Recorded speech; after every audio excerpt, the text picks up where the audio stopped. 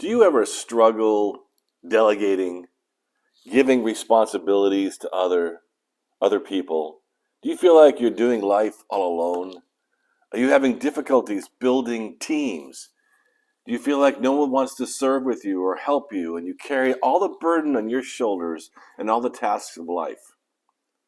Well, if that's you and you are struggling with trying to get help and feeling like you're all alone and doing things alone and not able to really build a strong, successful team, today's message is for you because Moses had the same struggle.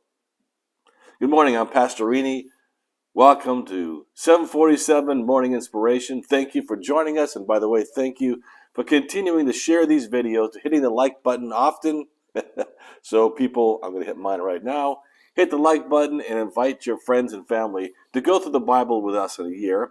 And today we're in Exodus 17 and 18, and we're going to talk about how to delegate God's way. Now, in this part of the story, we know that God has brought the Israelites out into the wilderness. They have left Egypt, and now they're already grumbling against Moses when they're hungry and when they're thirsty. In Exodus chapter 17, he's at Rephidim, and there's no water, and they're angry. And so God tells Moses, hit a rock, make water, and they'll have water. And he did, and they have water. In the same area, Amalek came against him and began to fight. And Moses is on a mountaintop holding up his rod.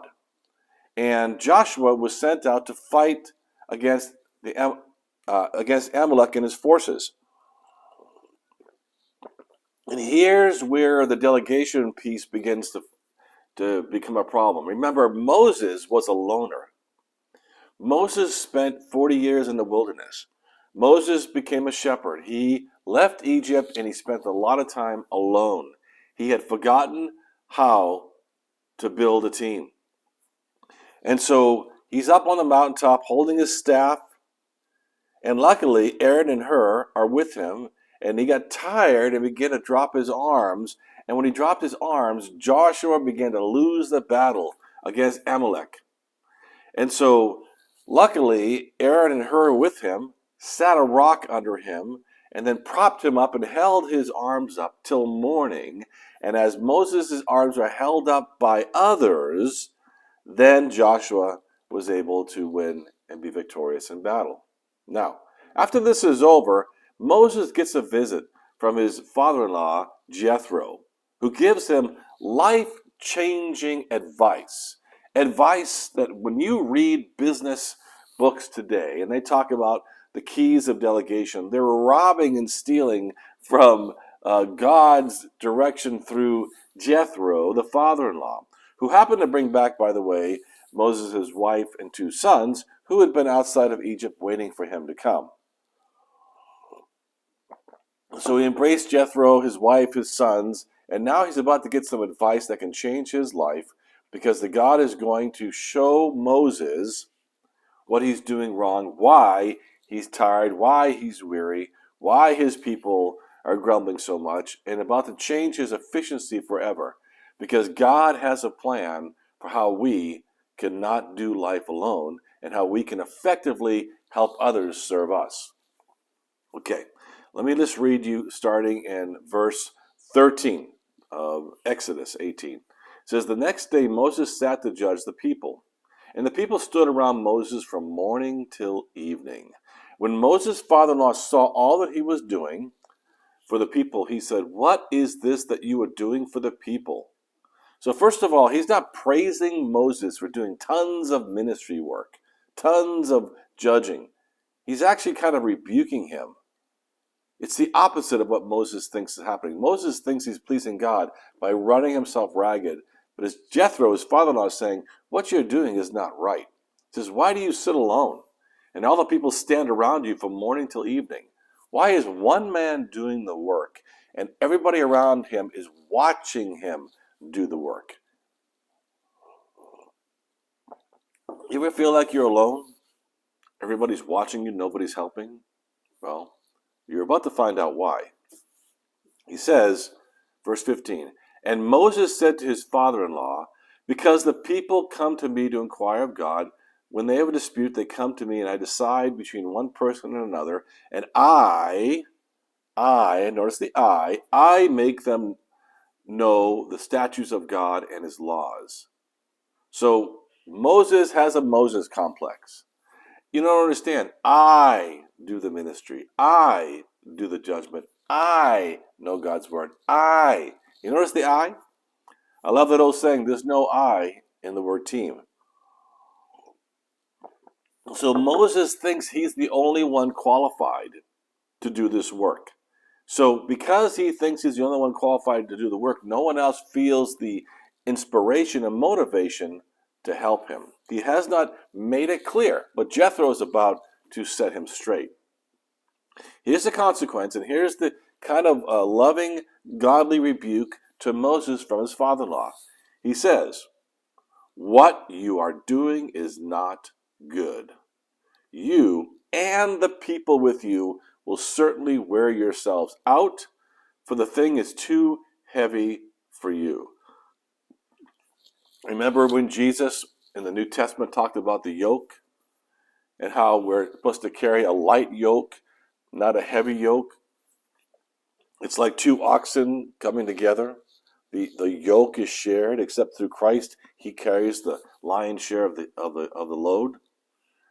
So he's saying you're only going to wear yourself out and be useful to no one. This thing is too heavy for you.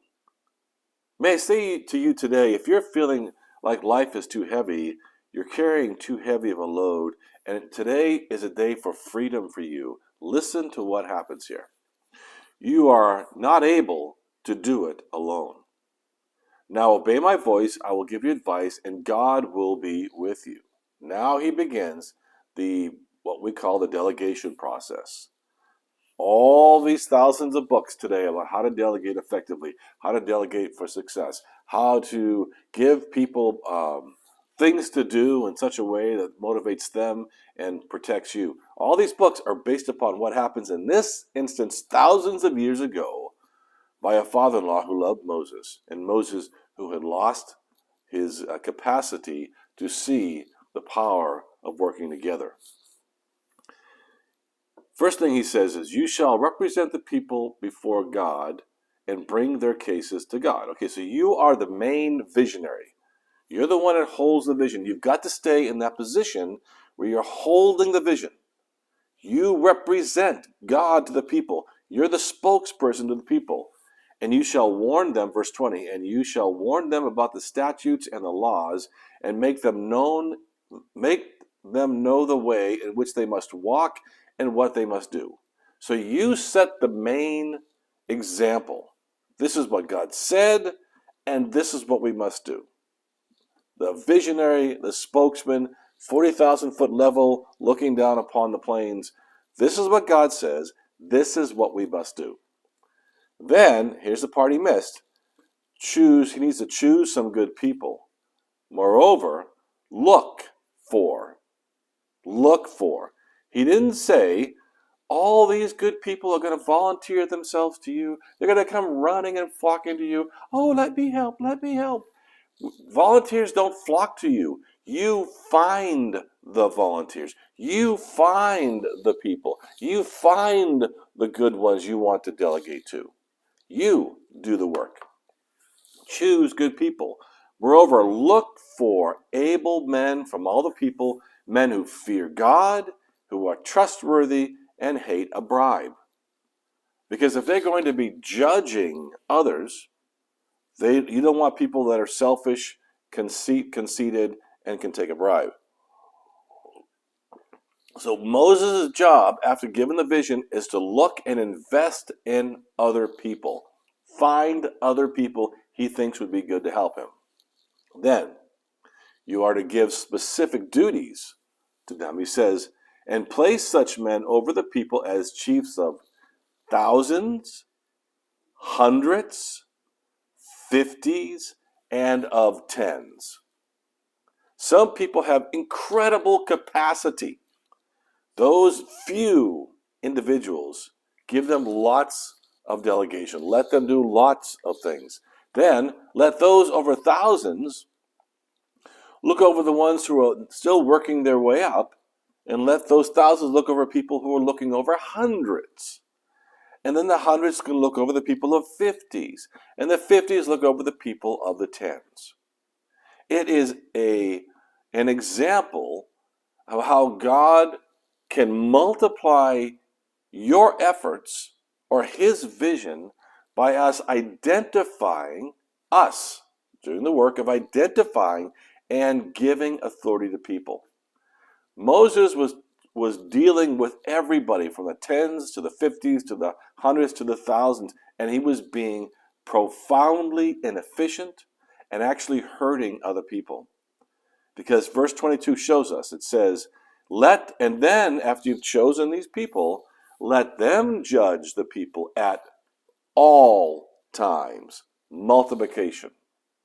When Moses did it, everybody had to wait all day long. He wasted everybody's time all day long. It's kind of like standing in line at the DMV for those of us who live in California. You wait a long time to get help, right? So Moses was hurting everybody, making them wait all day long because he was the only solution. But then he said, let them judge. When you choose those people, they can judge the people at all times. You've multiplied the opportunities for others to get help. Every great matter they shall bring to you, but any small matter they shall decide themselves. So the big items, the ones that impact the vision that what God had given Moses, you still got to be the person in charge. You cannot delegate that position of visionary. You cannot delegate the position of spokesman of God. But you can delegate all the responsibilities that work under that. So Moses was actually hurting the people he was serving and dishonoring and being disobedient against God by thinking he was the one who had to do all the work. He wasn't a hero. He was a zero.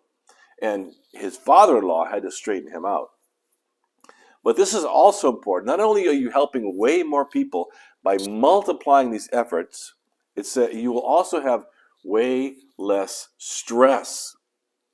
It says, so it will be easier for you, and they will bear the burden with you. It's just that whole statement makes me feel better, right? It's like it will be easier for you, and they will bear the burden with you. There's something special about having a team of people that you can depend on, that bear the burden with you. And then it will increase your stamina, and it will actually help you hear better from God and get more done. He says, verse 23, listen to this. If you do this, God will direct you. You will be able to endure, and all this people also will go to their place in peace. Wow. That's the power of godly delegation. Everyone has more peace. You have less stress. More people are helped. And then you clearly can spend time listening as the visionary of God's direction, not being scattered all over the place, and everybody has more peace. This works in your family, with your spouse, with your children, with your friends, in your work, in your ministry, in your recreation, whatever you do. Those who carry all the weight on their shoulders, I'm sorry to say, but you're being disobedient against the laws of God. In other words, you're hurting yourself and carrying too much weight that's not what God wants from you. I'm not saying it's a sin. I'm simply saying you're hurting yourself by robbing yourself of the joy of having a team taking that weight off your shoulder. Verse 24, so Moses listened to the voice of his father-in-law. He listened. He wasn't arrogant. He listened and did all that he had said. Moses chose able men out of Israel, made them heads over the people, chiefs of thousands and hundreds and fifties and tens, and they judged the people at all times. Any hard case they brought to Moses, but any small matter they decided themselves. Then Moses let his father-in-law depart, and he went his way to his own country. I believe today some of you are about to be made free. I believe some of you today are carrying such anxiety and worry and frustration and hurt and fear because you're doing it alone, that this message, if you receive it, will free you forever. What's your next step? You ask someone for help. You go out and ask someone to help you. It begins with asking. Don't wait. Don't get in the corner. Go ask for help. It is God's way of building community.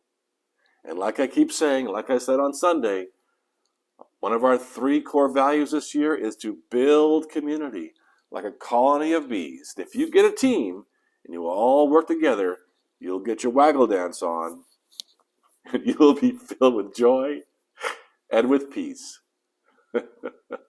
God bless you. I love you all. Special guest speaker tomorrow morning at 7:47, and I'll see you Sunday. Make sure if you can't join us, you live stream on YouTube.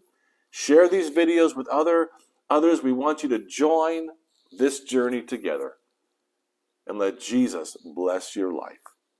Have a great day. Bye-bye.